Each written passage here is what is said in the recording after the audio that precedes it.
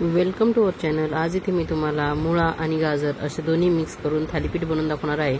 तर माझ्याकडे 2 मुळे होते, तेवढ्याची थालीपीठ पुरले नसते, म्हणून मग मी एक गाजर किसून सर्वांसाठी हे थालीपीठ बनवणार आहे। तर व्यवस्थित असं हे किसून घ्यायचं आहे आपण। आणि किसण्याच्या आधी गाजर मुळा स्वच्छ धुवून घेतला होता आणि त्याची साल काढून हे मी व्यवस्थित किसून घेतला आहे। त्यामध्ये मी हिरव्या मिरचीचे तुकडे टाकून घेणार आहे आणि भरपूर सारी कोथिंबीर इथे चिरून टाकलेली आहे। तर इथे मी ज्वारीचं पीठ टाकून घेणार आहे।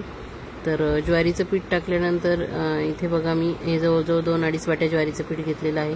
त्यानंतर इथे मी 2 चमचे डाळीचं पीठ घालून घेणार आहे। आणि ज्वारीचं पीठ दळून आणतानाच त्यामध्ये मी थोडेसे तांदूळ देखील दळून आणले होते, त्यामुळे मी इथे तांदळाचं पीठ टाकलेलं नाहीये। तुम्ही जर फक्त ज्वारी दळून आणली तर थोडंसं 2 चमचे तांदळाचं पीठ देखील घाला, त्याने छान खुसखुशीत असे थालीपीठ तयार होतात। त्यानंतर इथे मी तिखट, मीठ, हळद, धने जिरे पूड, ओवा आणि हिंग असं सर्व टाकून घेतलं आहे आणि चवीपुरतं मीठ टाकून घेतलेलं आहे। तर हे सर्व साहित्य मी आधी मुळा आणि गाजराच्या पाण्यामध्येच जे अंगचं पाणी असतं किंवा त्यांच्यामध्ये जे थोडंसं पाण्याचा अंश असतो त्यामध्येच हे पीठ कालवून घेणार आहे। पीठ व्यवस्थित कालवून घेतल्यानंतर थोडं थोडं पाणी घालून आपण हे आधी छान भाकरीसारखं मळून घ्यायचं आहे, व्यवस्थित भिजवून घ्यायचं आहे।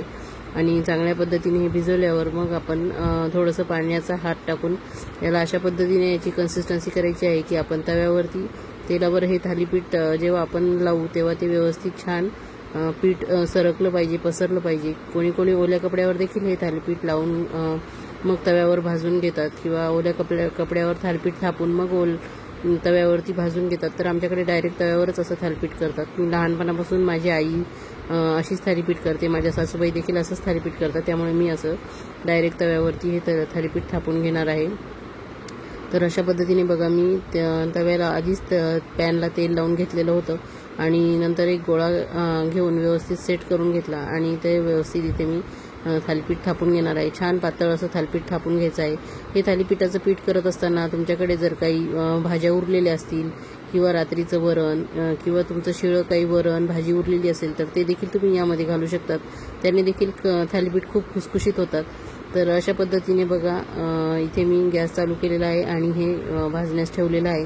तर हाय फ्लेमवर मी हे 5 मिनिटं छान भाजून घेणार आहे।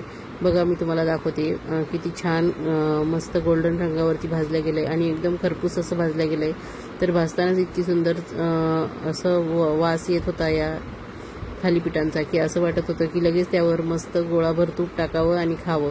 तर अशा पद्धतीने हे थालीपीठ तयार करून घेतलेले आहे। तर हे थालीपीठ करत असताना मी दुसऱ्या गॅसवर देखील एक थालीपीठ लावून घेतलं होतं, ते देखील मी इथे भाजून घेतलेलं आहे।